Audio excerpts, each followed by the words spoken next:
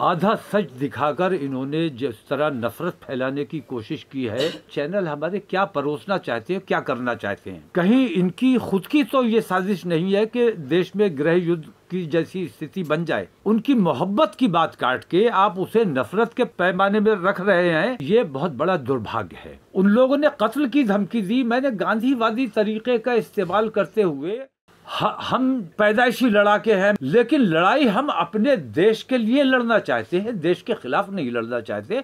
आदाब, नमस्कार, मैं अतीक खान, आप देख रहे हैं द लीडर हिंदी।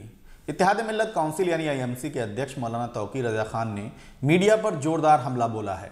7 जनवरी को इस्लामिया इंटर कॉलेज मैदान में मौलाना 20,000 मुसलमानों के साथ कुर्बानी देने के लिए पहुंचे थे। इसमें मौलाना के भाषण को कुछ मीडिया संस्थानों ने हेट स्पीच के तौर पर प्रचारित किया। मौलाना ने कहा कि मीडिया ने हमारी बात को काट छांट कर दिखाया है। इनकी हरकतों से ऐसा लगता है कि कहीं मीडिया खुद भी देश में फसाद कराने की साजिश में शामिल तो नहीं है। मौलाना ने हरिद्वार धर्म संसद के विरोध में बरेली में प्रोटेस्ट किया था। देखिए मौलाना ने मीडिया को लेकर क्या कहा। हमारा जो प्रोग्राम हुआ उसमें हमने ऐलान किया था कि हर जुमे को 20,000 मुसलमान अपनी कुर्बानी के लिए पेश किए जाएंगे, और अगला जुमा हमारा कानपुर और उसके बाद मुजफ्फरनगर हमारा फाइनल हुआ था।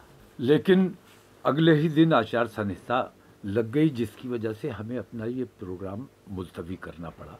आइंदा जुमे को इस किस्म का कोई प्रोग्राम नहीं होने जा रहा है।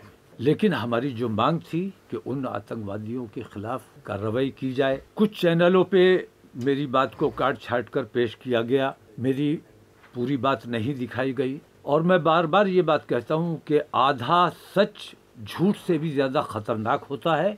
आधा सच दिखाकर इन्होंने जिस तरह नफरत फैलाने की कोशिश की है, तो आज हिंदू और मुसलमान दोनों लोग आज ये बेचैनी महसूस कर रहे हैं कि ये चैनल हमारे क्या परोसना चाहते हैं, क्या करना चाहते हैं। कहीं इनकी खुद की तो ये साजिश नहीं है कि देश में गृह युद्ध की जैसी स्थिति बन जाए, क्योंकि इन्हें जो लोग नफरत की बात करते हैं उनकी नफरत की बात आपको बतानी चाहिए, आपकी जिम्मेदारी है। और जो लोग मोहब्बत की बात कर रहे हैं उनकी मोहब्बत की बात काट के आप उसे नफरत के पैमाने में रख रहे हैं, ये बहुत बड़ा दुर्भाग्य है। तो उन तमाम मीडिया के लोगों से मैं दस्तक कहता हूँ कि अगर वाकई आप अपने देश से प्यार करते हो तो इस किस्म की कार्रवाई फौरन बंद की जानी चाहिए। देश में अमन अमान का माहौल बना रहना चाहिए।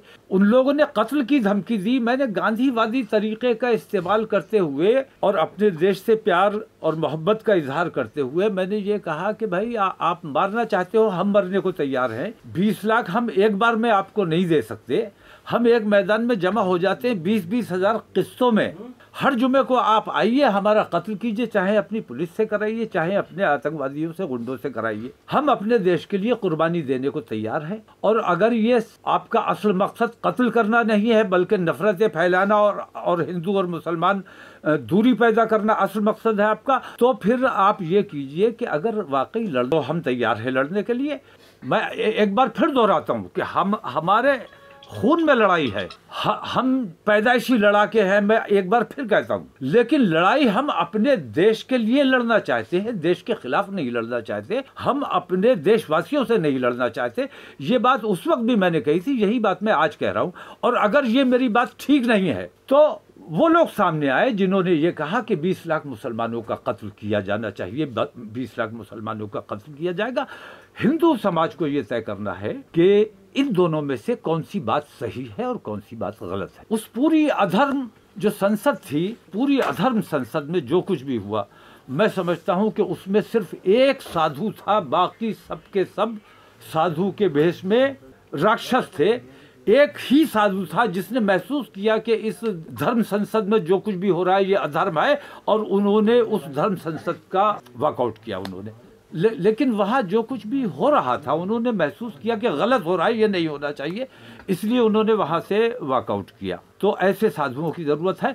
और हिंदू समाज से भी मैं कहता हूँ कि आप तो साधुओं को हमसे ज़्यादा जानते पहचानते हो। हम भी साधुओं का एहतराम करते हैं जिन्होंने दुनिया अपने रब के लिए त्याग दी, उनका एहतराम किया जाना चाहिए। लेकिन उन साधुओं को भी याद रखो जो रावण के भेष में आए, रावण जो साधु का भेष बना के आया था सीता मैया का अपहरण करने, वो भी साधु बन के आया था। तो एक बार रावण आया था साधु का भेष बनाकर सीता मैया का अपहरण करने और महापाप करने। ये साधु उसी के वंशज हैं, उसी के पैरोकार हैं, उसी के पैरोकारी पे अमल करते हुए वो सीता मैया का अपहरण करने आया था। ये हमारे देश की एकता, अखंडता और हमारे देश की शांति का अपहरण करना चाहते हैं। ऐसे साधुओं का बहिष्कार होना चाहिए, ऐसे साधुओं को जेल में डाला जाना चाहिए, ऐसे साधुओं का इलाज हमारे हिंदू भाइयों को करना चाहिए।